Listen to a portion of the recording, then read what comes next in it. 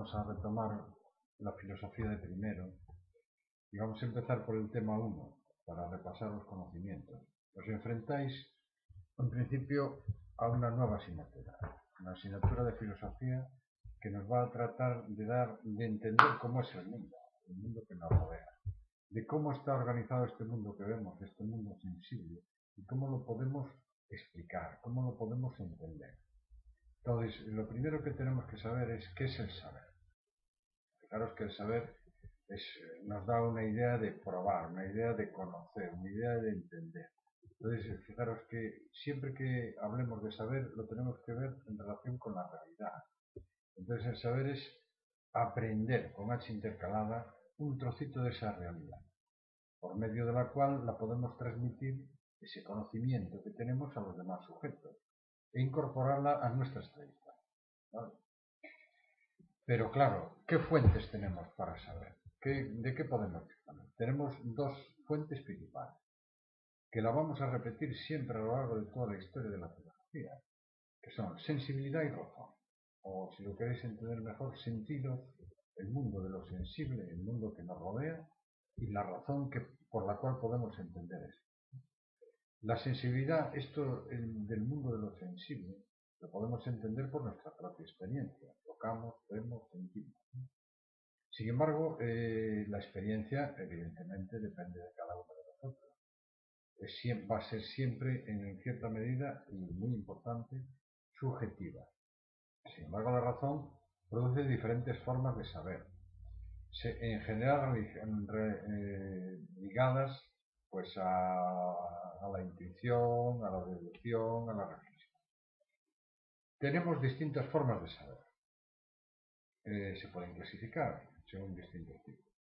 Tenemos el saber común, el saber común o ordinario, el saber científico, el saber técnico, el saber filosófico, el saber artístico y el saber religioso, como grandes bloques de saberes, ¿no? El ordinario, ¿qué queréis que os diga? Bueno, pues la experiencia cotidiana de siempre, de toda la vida, ¿no? Es el de la vida diaria. El saber científico se caracteriza sobre todo porque organiza sistemáticamente el conocimiento y trata de explicar los hechos de lo que vemos de ese modo. Sobre todo, el saber científico lo que va a tratar de realizar es la experimentación, ¿eh? Y sobre todo también en determinados campos científicos como la matemática, nos va a aplicar esa matemática al estudio de la realidad.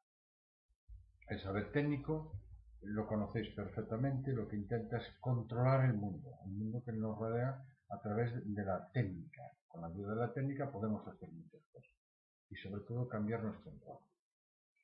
Esto es lo que conocemos sobre todo hoy en día como tecnología. Después el saber filosófico, que es de lo que vamos a tratar fundamentalmente en estos vídeos, ¿no? Está basado sobre todo en una pregunta que nos formulamos, que a veces no es necesario, pero nosotros como personas tratamos de investigar y de conocer más lo que nos rodea.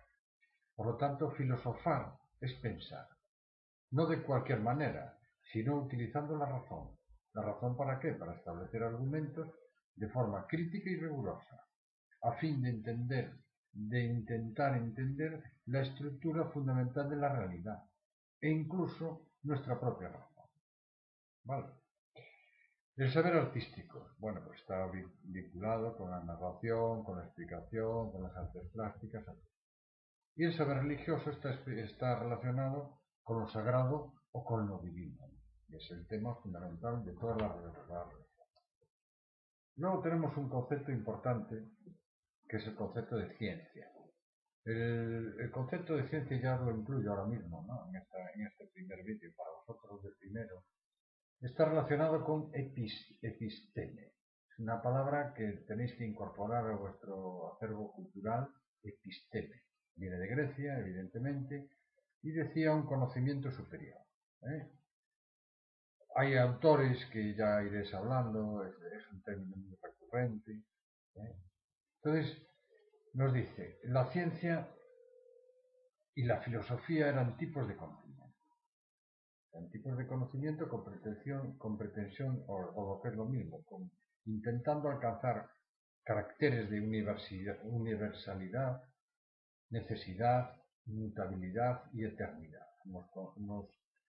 Unas palabras muy grandes, muy importantes. Después llega la ciencia moderna con el Renacimiento, llega la Revolución Científica y después llega el saber científico, filosófico y matemático, basado sobre todo en la experimentación, como vimos antes. El experimento es un conjunto de actividades que nos van a poder repetir lo mismo en distintas situaciones y nos van a validar lo que se establece como hipótesis, como principal argumento para que podamos consolidarla o contrastarla. Y nos dice, ¿y la filosofía es una ciencia? Pues sí, podemos decir que sí, que es una ciencia, porque el saber filosófico es un saber racional y riguroso.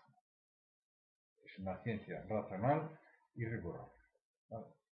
Hay distintos tipos de ciencias, podemos definirlas empíricas, es decir, a través de la experimentación, observación-experimentación, las ciencias naturales, sociales, físicas, biológicas, bueno, etc. Y también tenemos las ciencias formales, como la matemática, la lógica, la matemática, la lógica, etc. Hay métodos para aplicar el saber científico, o necesitamos instrumentos, que en filosofía le vamos a llamar principalmente métodos, o formas de llegar, o caminos en los cuales podemos trabajar para no perdernos, y se llaman. Las ciencias formales, el fundamento de su metodología son deducción e inducción. Deducción permite llevar de unas premisas establecidas una conclusión. Deducción. Tengo dos premisas, premisa A, premisa B, establezco una conclusión.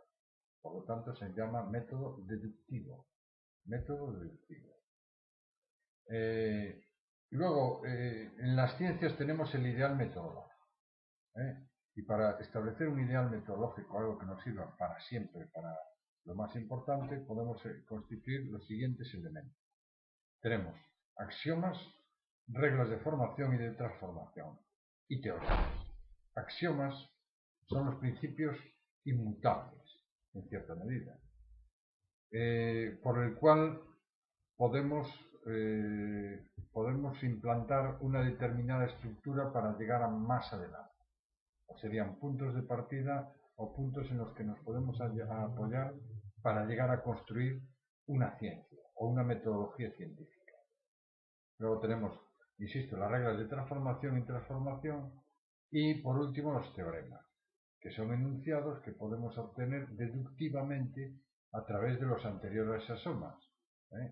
Ejemplo que conocéis habitualmente porque somos muy pesados los profes, el teorema de Pitágoras. Luego tenemos el método de las ciencias naturales, que sobre todo utilizan la razón deductiva y además también utilizan la demostración inductiva. El método, sobre todo de las ciencias naturales, recibe el método hipotético deductivo. Por lo tanto, ¿qué es la inducción? La inducción, que es una de las partes que utilizan las ciencias naturales, es un tipo de razonamiento que no tiene una conclusión general. No establece un axioma, no establece un principio, a partir de los casos singulares. No establece una conclusión general. Y tiene dos tipos, la completa y la incompleta. En la incompleta partimos de un conocimiento individual de todos y cada uno de los casos que se dan dentro de una zona determinada de la ciencia, y después la inducción incompleta tiene una serie de comprobaciones individuales que no abarcan la totalidad de los casos posibles. Por lo tanto, la conclusión no será para todos, sino que dependerá de la cantidad de casos comprobados.